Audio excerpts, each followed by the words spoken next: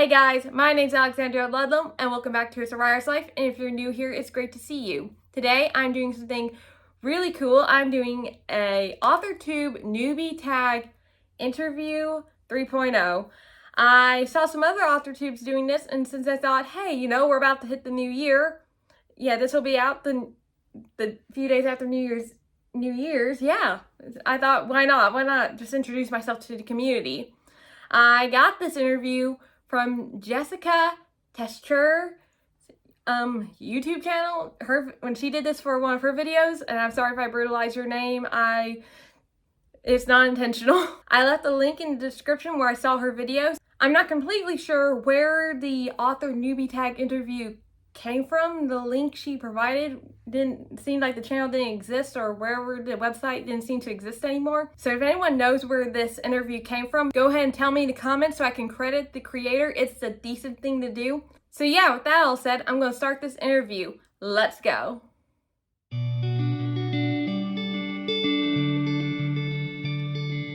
If you haven't already, please like and subscribe. It really helps this channel, and I will be posting more videos down the road, so if you want to know when I drop those, go ahead and click the notification bell and share this video with anyone. We're trying to grow this writing community, and it can't happen without you guys' help.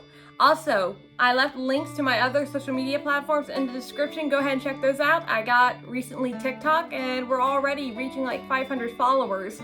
I know, it's amazing, and I want to thank those people who have already followed and liked my videos.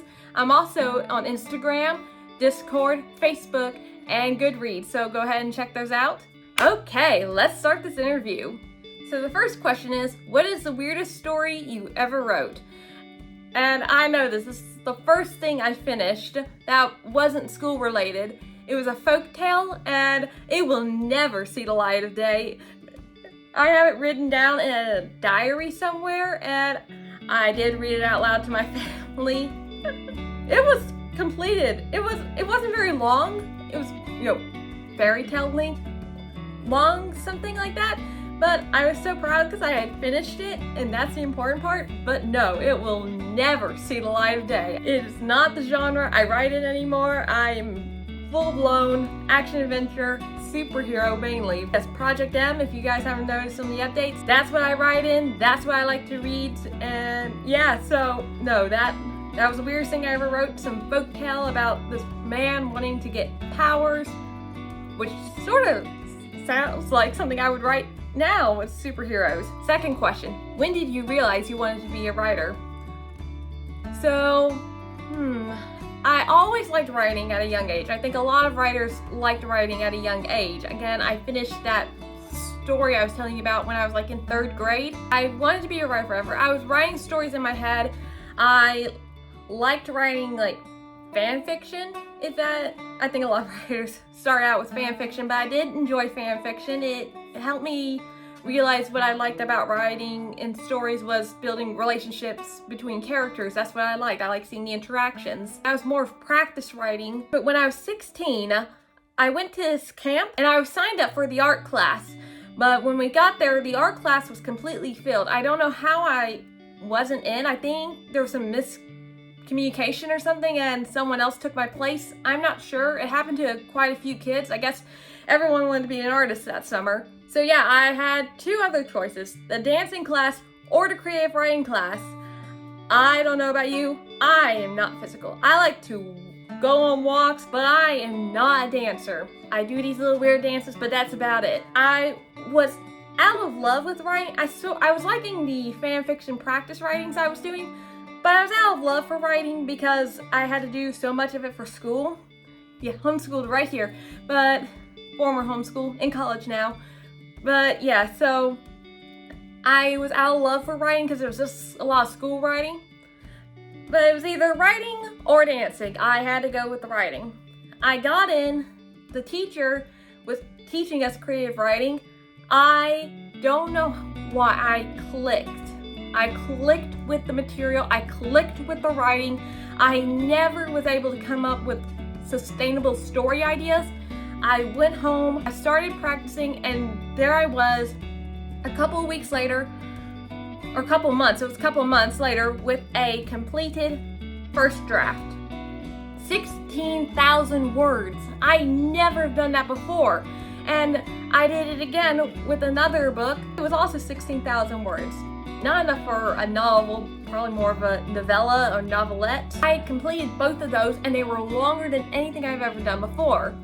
Then I went on to Project M, 76,000 words on the first draft. 76 and something hundred words.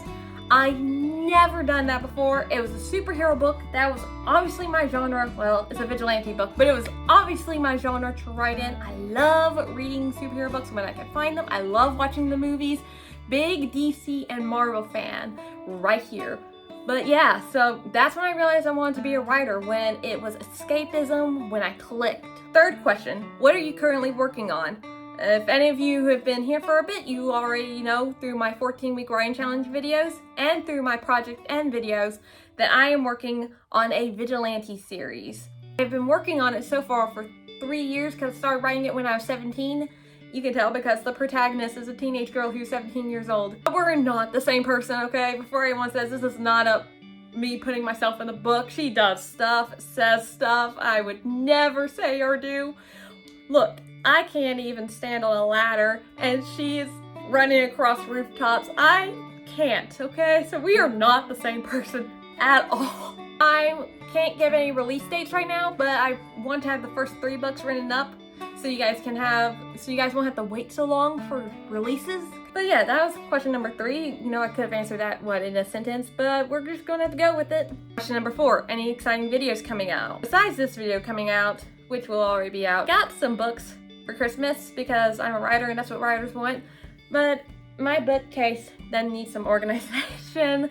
So I'm planning to also probably do an organization bookcase video. It's not a big bookcase, everyone. It's my personal, for me, bookcase, not the library me and my family have. It's my personal bookcase. If you want to watch me organize my bookcase and talk about some of the books I have in it, go ahead and comment below so I know how many people want to see that. This next question, I bet it's going to be emotional. I can just tell. It's a long question. I'm just going to have to read off the screen. Sorry, guys. Question number 5. If you could live in any time period and be a writer, what time period would you live in and why? Now, this is a no-brainer for me, but if I could pick any time period I wanted to live in, it would be the 21st century. I would want to go to the year 2017, the year before Stan Lee died. He was my role model. I loved what he did. He had this passion for superheroes, his own superheroes, the Spider-Man and the Fantastic Four. But if I could go back to any time, it would be 2017, where I could shake his hand and tell him that he was an amazing person. I'm sorry. Where he was an amazing person, and he was my role model, and he still is. Question number 6. What is your favorite genre? You guys, I already said it earlier, and just going off on tangents here. My favorite genre is action, adventure, and superheroes. Question number 7. How would you describe your writing style? I come off kind of blunt, I'm sorry, in my writing. It's not overly descriptive because I don't want to waste time describing a wall. Yes, Victor Hugo got away with that in his stories, and Charles Dickens too, but I don't think I could get away with it now. So, and I think I would just bore myself to sleep. I want to go, what's this character thinking? What's going on here? There's an explosion, whatever. You know, I want to get to that interesting stuff, and I also, you know, I do go into the thoughts and heads of the characters and all that stuff. I just don't want to be overly descriptive, saying, you know, spending 5 pages saying the sky is blue and there are clouds or whatever. You know, if it was important to the story, I will describe it, but blunt and to the point. Question number 8. What are some of your strengths and weaknesses? Basically what I need to improve on when they're saying weaknesses. I would say for my strength, it would be character relationships, because that's one of the reasons why I write. If there's not some interesting relationships going on between characters, then I don't think I would be writing that story. And for some of my weaknesses, I do have a small tendency to tell versus show. I think the state of writing is changing. I think we're moving to a more middle between show and tell. because we're not as descriptive, like when I was making the comparisons of Victor Hugo and stuff, we're not as that descriptive anymore, but we're not a complete tell either. If I had to do an example that people would know, I read The Hunger Games, and Katniss would describe stuff, but she would also just tell the reader, which is what I think was some of the strengths of the series, is that instead of just wasting time just saying it, just trying to describe what happened, she would just tell the important stuff so that you would know that information so it wouldn't be lost on the reader, and go on to describe some other things. So I think it's the healthy mix there. It's a show-tell mix, but sometimes I think I'm a little more heavy on the tell than show. We're learning. I'm still a newbie writer, I'm learning. Question number 9, what's something I would never guess about you? Now when I think they mean I and you, I think they mean you're the I and I'm the you. If not, if there's something I would never guess about you, just put a fun fact about yourself in the comments. Keep it decent, but yeah, I would be happy to learn more about you. So back to the question, if I had to say something that a lot of people would not guess about me, it would be my favorite villain is the Joker from the Batman franchise, like almost every version of him. It's like there's not one incarnate I don't like. And a lot of people seem surprised by this. I said my favorite villain's the Joker, and they were like, I don't know why. Do I give off the tendency that I wouldn't like dark characters? I think his and Batman's dynamic is awesome. Batman's my favorite superhero. I like dark stuff. Question number 10. Do you have superstitions in general or about writing? I don't have a lot of superstitions, to be absolutely honest with you. I don't know if I have a strong enough routine to have one about any writing superstitions. Please ignore the meowing. My cat is trying to get in, but I don't want, because sometimes I do have slight cat allergies, and I can't tell if the day is going to be the day where she may set off my allergies, so I may try to show her at the end of this video. So stick around, I may try to show her at the end of the video. So okay, question 11. Who are your favorite author-tubers? I do like Jenna Moresi. Me and her write different things. She's on show, but she does curse a lot more in her videos, but that's just part of her branding. And it's in her book, so you know, if that's what's in her books, it's probably best for her to go ahead and tell people so they're not blindsided. My other favorite author tuber is Abby Emmons. Me and her are sort of similar in our ideas. I do believe there's a science to writing, so I do like watching her videos about that. I've not read any of these writers' books. I'm just talking about their videos in case anyone's wondering. I have not read those books yet. I think I may sometime in the future, but not now. I have a list. You can see my Goodreads. I have a list going on. And another channel I like, they're not author tubers. Some of them I think are trying to be authors if I'm listening to some of their content correctly. But another channel I like, and it's more of a review podcast, a book review podcast, but I do like Unresolved Textual Tension. They're really fun. I love listening to their content. You can tell they're really passionate about what they're doing, and it's almost like me. I'm very nerdy about storytelling and stuff, and they're proud to be who they are. They have built this platform about being nerd. I'm not saying nerd as a bad thing. I want a t-shirt saying proud nerd, and I want another one saying proud geek, because that's what I am. But I love watching their content. Question number 12, I'm going to read it off the screen. Do you have any rituals that get you into the writing mood? Again, I don't have as much as a writing routine, because hey, college student here, schedules are a mess. They change every 3 months.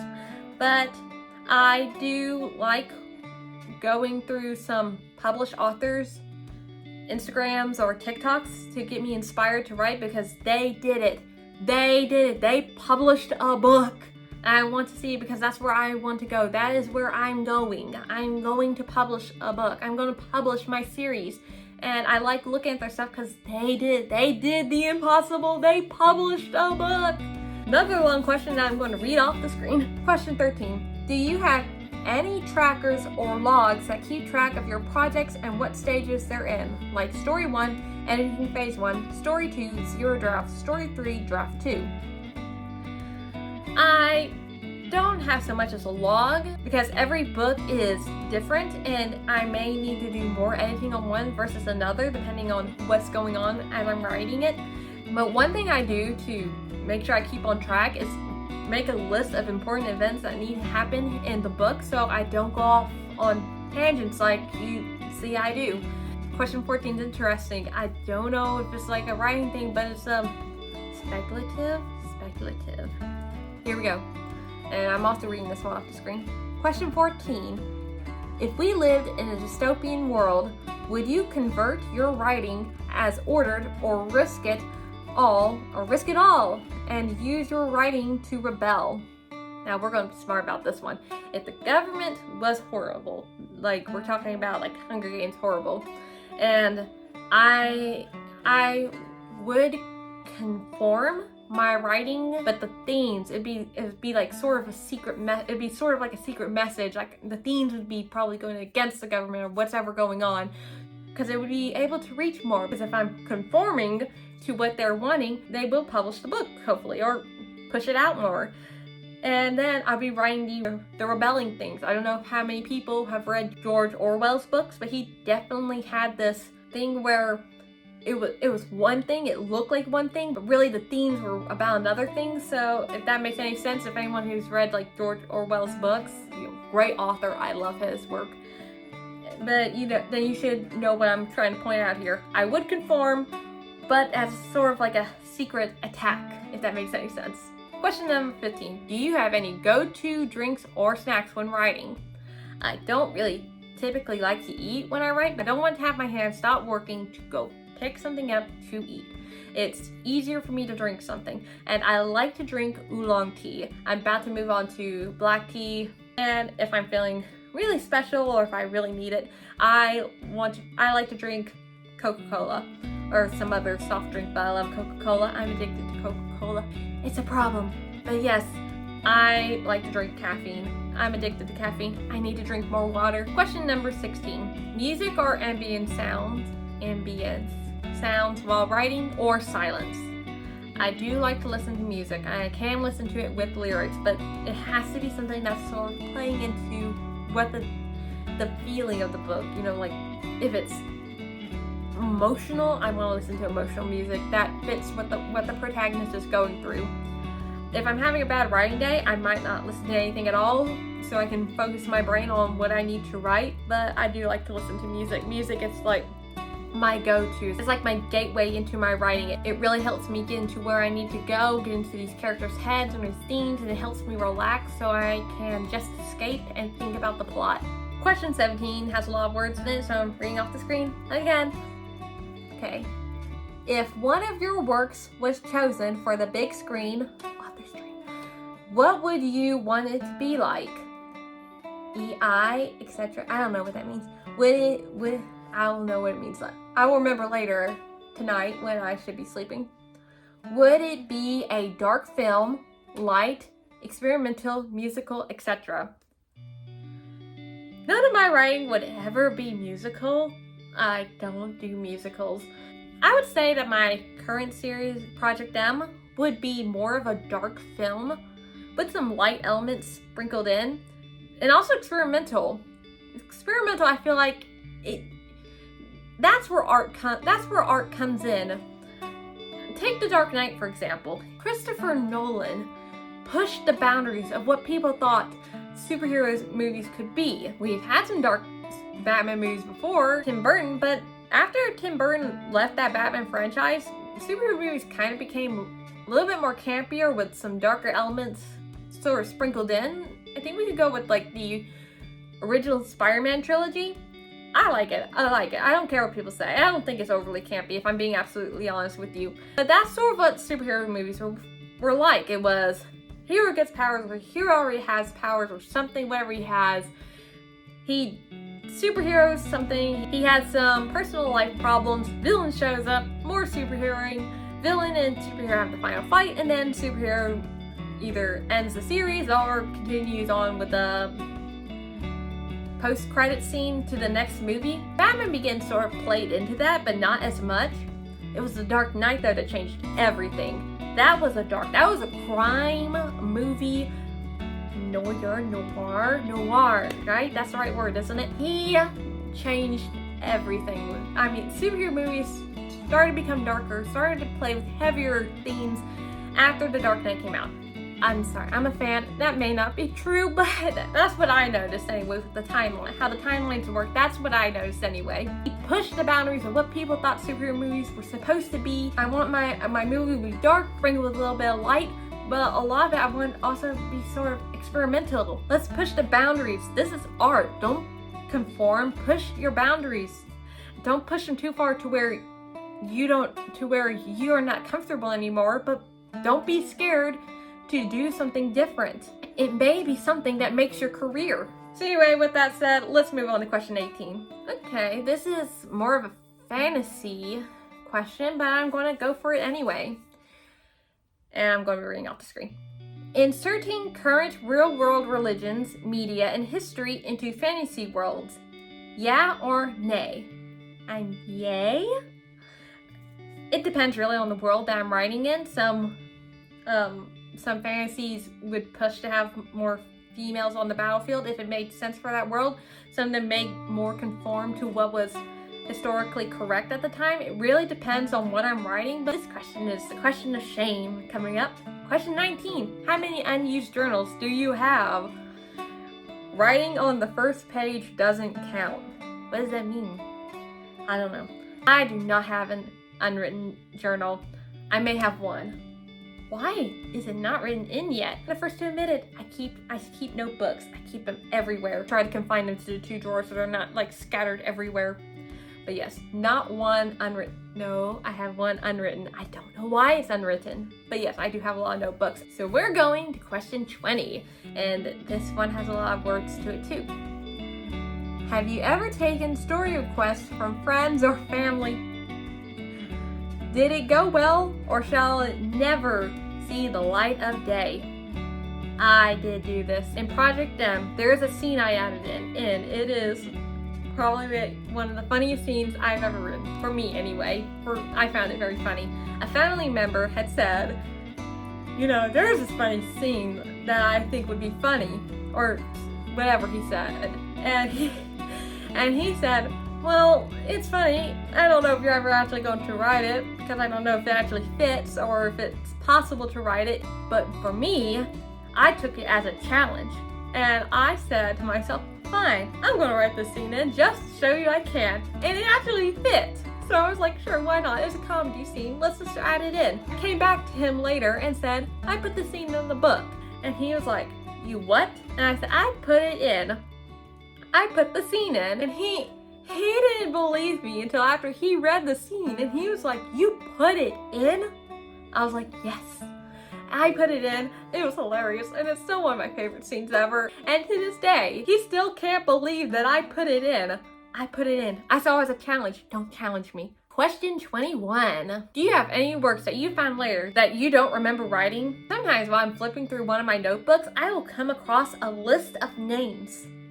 I don't remember where these names were for. I didn't bother to write the series name, like what the series or the book was supposed to be. So I guess it was an unimportant thing I wasn't going to ever write. But it just shows up, just randomly, a list of names. Oh, that was the last question. What? That was the last question. I thought there was more. That was 21 questions. Boom! Yes, we did it. We got through the end. We got through the last question. So here's the cat who was meowing during the interview. The door was closed. That's a cardinal sin in our house. So anyway, here's the lovely family cat who won't look at the camera. Come on, look at the camera. Let them see your pretty face. Oh, that's about as much as you guys are probably going to see. Thank you guys for joining me today. I really appreciate it if you've made it to the end of this video. If you haven't already, please like, subscribe, hit the notification bell, share this video with anyone you think may be interested in joining this community. Check out the description where I left the links where I got the questions for this interview and where you can go check out my other social media platforms. Thank you for joining me today, and keep writing.